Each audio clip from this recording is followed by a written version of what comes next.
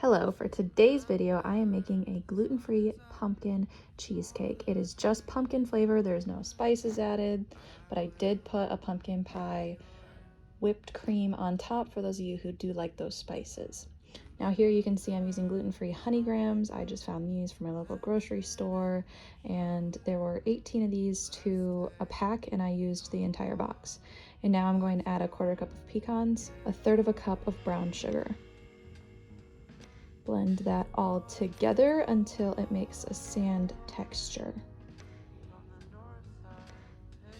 And now I'm going to be adding in melted butter. You can add up to 5 tablespoons. I used about 4 just because I didn't want it to be super oversaturated with butter, but if you like that butter flavor, go ahead and add all 5.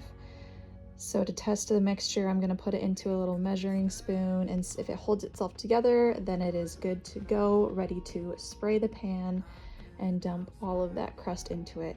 You can put this up to the sides of the pan, but I just prefer to do it along the bottom. I'm compressing it with a measuring cup or just anything flat that you have. A regular drinking cup would work fine, but this just seems to help me out and is a lot easier than using my hands. I'm going to throw that into the oven at 350 degrees for 8 to 10 minutes. Mine was on at about 8 minutes. When it starts to smell fragrant, you know that it's done. And to a mixing bowl, I'm going to add 4 8-ounce packages of softened cream cheese. Make sure that it's softened because it's going to make it a lot less clumpy. You're going to have a smoother batter, and it's just going to blend together a lot better.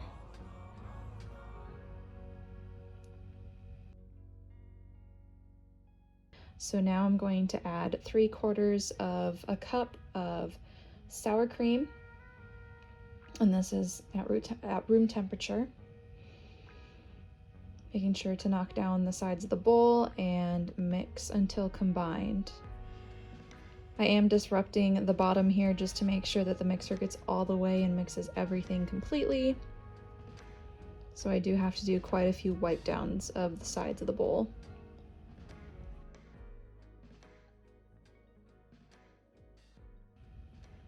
Now I'm going to add 1 cup of brown sugar and 3/4 cup of white sugar and mix that together.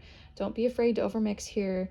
We haven't added the eggs in yet, so go ahead and mix this batter as much as you feel is proper. You can't overmix at this stage in the cheesecake batter.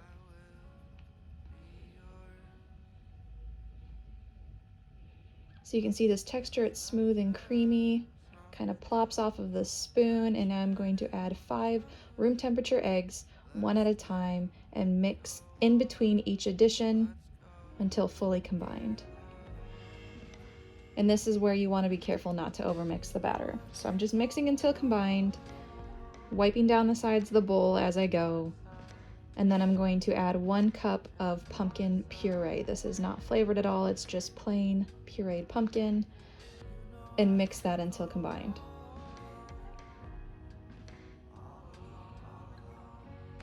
I'm going to add 2 tablespoons of gluten-free flour. You can sift this, I just chose not to, but it does add for a smoother texture of the flour and less mixing is required.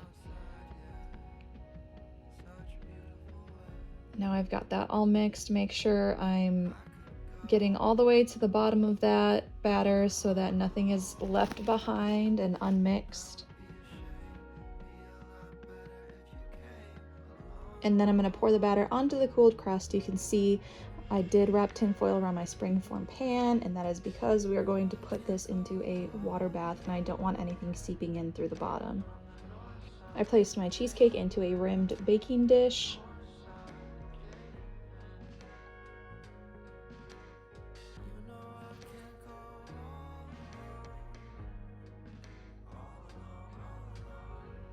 And put that in the oven. Before I shut the door, I am going to put the water bath in. I filled this up between 1/3 to a half of the way up the cheesecake pan. And that's going to allow for a nice smooth top cheesecake without any cracks.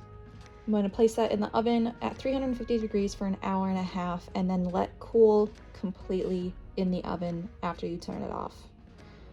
So you're going to put it in the oven, set the timer, Turn the oven off, and then once it's cooled, you can remove it from the oven and take the pan out of the water bath and set in the fridge to cool. A good tip is to put a paper towel down on top of the cheesecake and then cover it in plastic wrap to stick it in the fridge so that none of the condensation disrupts the top of that beautiful golden brown cheesecake. Here I'm going to whip up that pumpkin pie whipped cream, and I'm just adding a cup of heavy cream to a mixing bowl, whipping that until stiff. And then I'm going to add this pumpkin pie mixture, which you can see from my last video. It was the filling to the sticky buns. And I'm just gonna add a quarter of a cup of that. It's really just pumpkin, brown sugar, and some spices. So once that is a whipped cream texture, I'm going to put it in a piping bag fitted with a star tip and then release the cheesecake from its springform pan.